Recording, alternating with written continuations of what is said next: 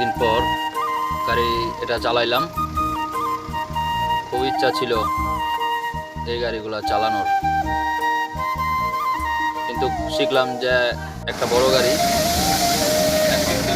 মোটামুটি সব গাড়ি চালাইতে পারি, কিন্তু চালাই না, মানে সবসময় সব মিলে না।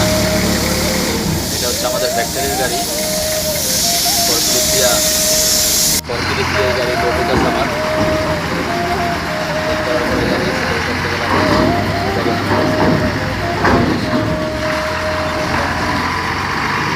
চালান করার পরে চলে যাবো আমরা ঢাকার উদ্দেশ্যে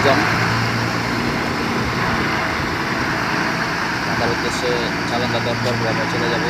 ময়মনসিং থেকে আমরা ঢাকা যাবো। স্থল করে গাড়িটা খালি নামাইলাম।